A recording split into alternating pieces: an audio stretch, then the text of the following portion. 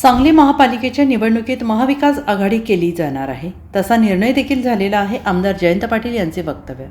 सांगली महापालिकेची निवडणूक काँग्रेस, राष्ट्रवादी काँग्रेस, शरद पवार पक्ष, शिवसेना, ठाकरे गट यांच्यासह महाविकास आघाडीच्या समविचारी पक्षांना एकत्र घेऊन लढवली जाईल, अशी घोषणा राष्ट्रवादी शरद पवार पक्षाचे नेते आमदार जयंत पाटील, काँग्रेस नेते आमदार विश्वजित कदम, खासदार विशाल पाटील यांनी पत्रकारांशी बोलताना जाहीर केले. येत्या 4 दिवसात जागा वाटपाच्या चर्चा देखील सुरू होतील, असंही त्यांनी म्हटलेलं आहे. महापालिकेची निवडणूक जाहीर झालेली आहे आणि या पार्श्वभूमीवर आमदार जयंत पाटील, खासदार विशाल पाटील, आमदार विश्वजित कदम यांची बंद खोलीत अर्धा तास चर्चा झाली. या चर्चेनंतर पत्रकारांशी बोलताना त्यांनी महाविकास आघाडीची घोषणा केली.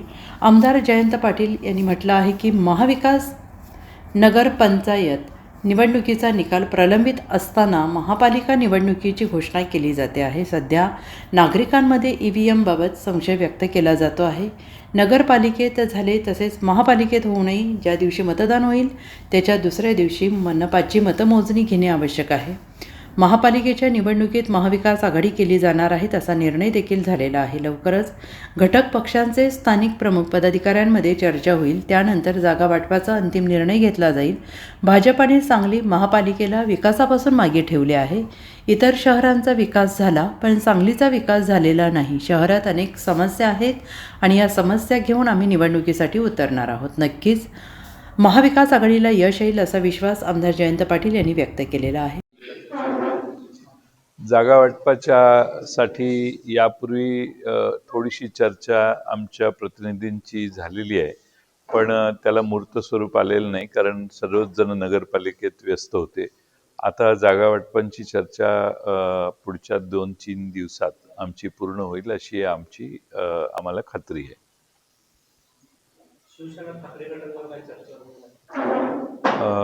मला असं वाटतं की विशाल पाटील खासदार यांना माझ्यानंतर बोलायला सांगतो, त्यानंतर विश्वजित कदम साहेब बोलतील. राज्याचे निवडणूक आयोग आज पत्रकार परिषद घेणार आहे, अशी माहिती मला मिळाली. खरं म्हणजे नगरपालिकांची निवडणूक झाली आहे, अजून निकालही जाहीर झालेले नाही.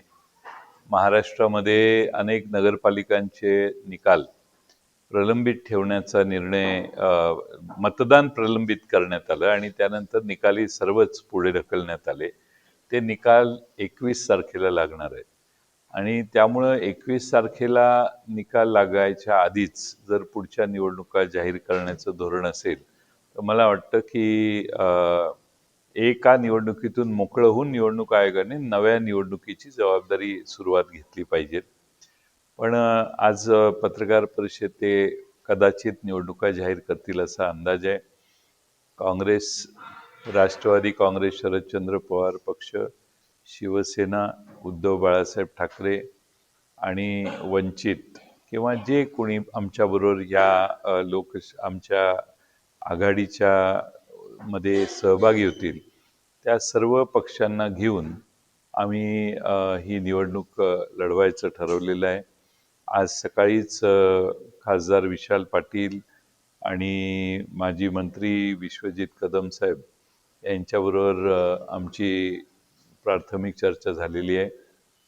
पुढच्या 2-3 दिवसात राष्ट्रवादी शरदचंद्र पवार पक्षाचे प्रमुख लोक, या शहरातले काँग्रेस पक्षाचे प्रमुख आणि आघाडीतले इतर घटक पक्ष यांच्या चर्चा होतील आणि आमची महाविकास आघाडी या शहरामध्ये सांगली, मिरज, कुपवाड महानगरपालिकेत संयुक्तपणाने, एकसंघपणाने या निवडणुकीत लढेल.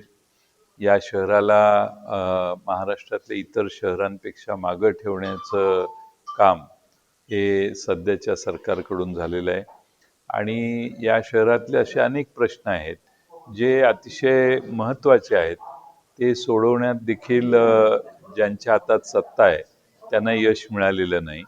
आज महाराष्ट्रात वेगवेगळ्या महानगरपालिकांचा विकास वेगानं होत असताना सांगली महानगरपालिकेकडे राज्य सरकारचं अलीकडच्या काळात दुर्लक्ष झालेलं आहे आणि म्हणून सांगली, मिरज, कुपवाड या शहराच्या अनेक प्रश्न एकत्रित घेऊन आम्ही लोकांच्या प्रश्नावर आधारित ही निवडणूक लढवणार आहोत आणि मला खात्री आहे की काँग्रेस पक्ष ज्यांची या शहरामध्ये महत्त्वाची ताकद आहे, त्याचबरोबर राष्ट्रवादी काँग्रेस पक्ष, शिवसेना आणि इतर सर्व आमच्यावर येणारे पक्ष हे एकसंघपणाने लढले तर नक्की या शहरात